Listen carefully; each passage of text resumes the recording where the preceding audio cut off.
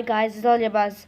I'm back from making videos after 3 months, and today we're gonna read Captain Underpants and the Wrath of the Wicked Wedgie Woman.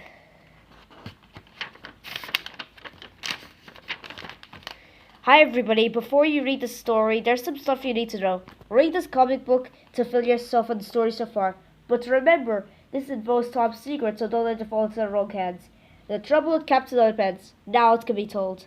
An information comic by George Feld. Once upon a time, there were two cool kids named George and Hal. Come on, me too. But they had a mean old principal named Mr. Crump. Come over here, Bubs. No way. One time, George and Hal hypnotized Mr. Crump with the freezing hypno ring. You'll obey our command. Okay. George and Hal made him think he was a great superhero named Captain Underpants. Look, I'm Captain Underpants. Ah. But it was funny at first, but then Mr. Crump jumped out of the window. Hey, where do you think you're going? To fight crime. Okay. George and Harold had to chase after him so he wouldn't get killed and hurt. Come over here, Bob. No way. They had many adventures with lots of inappropriate humor. Diapers and toilets and poop. Oh my, you remember him? One day, Mr. Crump accidentally drank super juice. Glug, glug, glug. Now he got superpowers. He can fly too. Tra-la-la. Two things you have to be careful about is water and finger snaps. If you snap your fingers by Mr. Crump, air! He turns to Captain Underpants. Tra-la-la. And if you pour water on Captain Underpants' head, he turns back to Mr. Crump. Blah, blah, blah. So, if you see Mr. Crump, don't snap your fingers or you'll be sorry. And if you see Captain Underpants, don't pour water on his head or you'll be sorry. Remember, this is top secret, so don't tell anybody.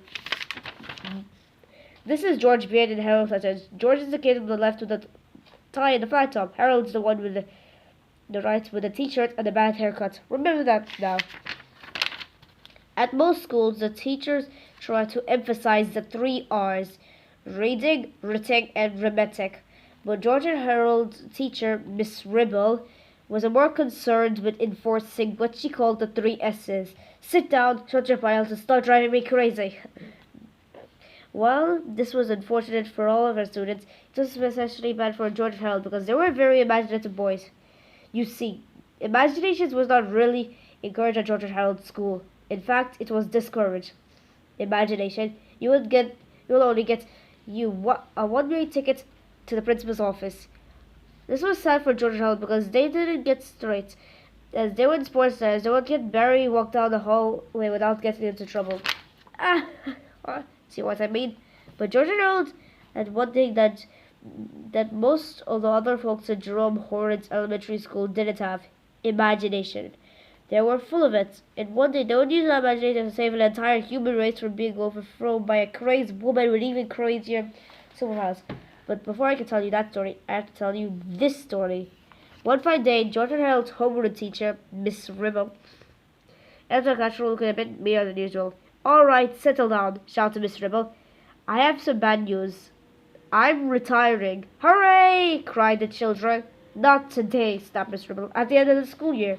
Aw, man, moaned the children. But the staff is throwing a retirement party for me today, said Miss Ribble. Hooray! Cried the children.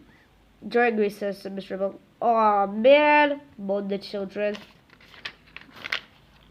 There'll be lots of free ice cream, said Miss Ribble. Hooray! Cried the children. My favorite flavor, chunky tofu, said Miss Ribble. Aw, man, moaned the children. But first, said Miss Ribble, well, it's time for something fun. Hooray! Cried the children.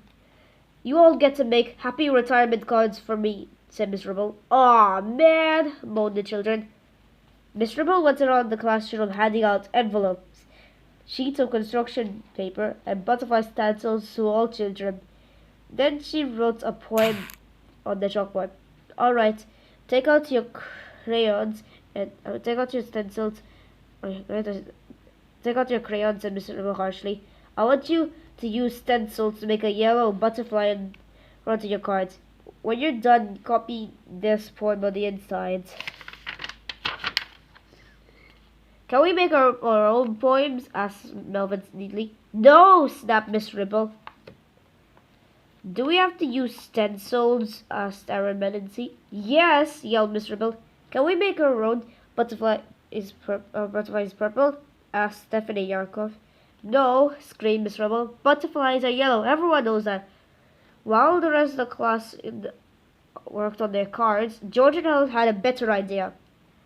Let's make a Miss Ribble comic instead, said George. Yeah, said Harold. We can make it all about her. It will be cool. So that's what they did. Chapter 4, Captain Underpants and the Wrath of the Wicked Wedgie Woman.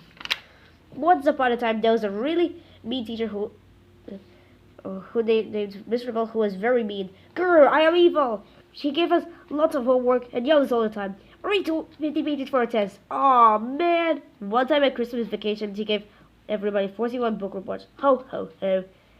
Wake up, it's time to open your presents. I can't, I have to do my homework. After Christmas, everybody turned in a big pile of book reports. Ha, ha, ha.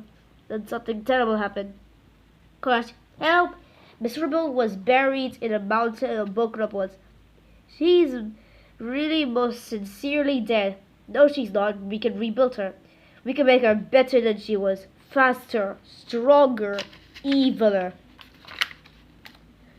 When Miss Ribble got out to the hospital, she had superpowers. I will take on the world! Ha ha ha! So she made the costumes. A bionic beehive hairdo opened up to reveal an evil Wedgie Roboclaw. Ha ha! Nobody can stop me now. Ouchies! Help! Wedgie Woman is in the teacher's lounge. She has strangled the coffee. Now she's giving the gym test here.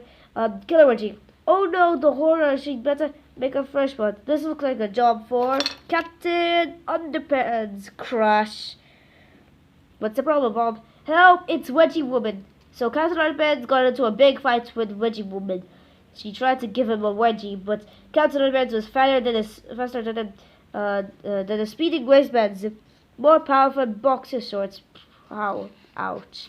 Able to leap tall buildings without getting a wedgie. Tra-la-la! Rats.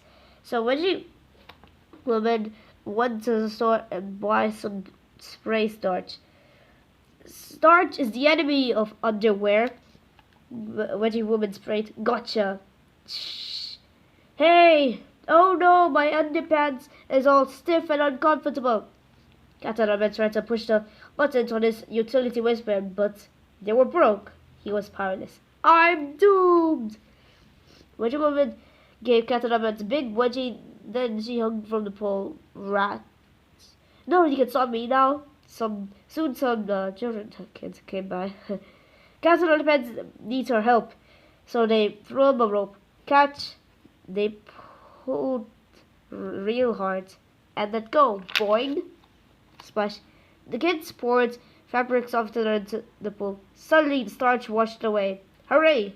My underpants is soft and cutlery once again. Thanks, kid. No problemo. So Captain Underpants found Wedgie Woman. Remember me? Get him, Roboclaw. He flew up. It's Wedgie time. And looked around. The Roboclaw reached for an underwear pair, grabbed the wrong pair. Owie, owie. It's off to jail with you. Aw, man. Tra-la-la. Hooray. The end. No, this. Any use of royalties to actual person living or dead is very unfortunate. When Miss Ribble read the comic book that George and Harold had made, she was furious. Boys, she yelled, you just earned yourselves a one-way ticket to the principal's office. All we did was use our imagination, said George. We're not allowed to do that in the school, snapped Miss Ribble. Didn't you read chapter 1? George and Harold gathered their things, and soon they were sitting in the office outside Mr. Crump's door. Mr. Crump is on the phone, said the school secretary, Miss Adrock. Why don't you boys make yourselves useful and copy the Friday memo for me? You can pass them out to all the classrooms for me while I go to lunch. Aw, man, said George. Quit your whining, Buster, shouted Miss Adrock. I want this done by the time I get back, or you'll be sorry. Miss Adrock grabbed her coat and stomped out of the door. George and Harold looked at the Friday memo. It's a weekly newsletter that's told about the events of the upcoming week. All the events, hey, said George. Miss Anfield's computer store, you want to make a few changes to his newsletter? Why not? Said Harold. So George and Harold typed their own version of the Jerome Horns Elementary School Friday memo.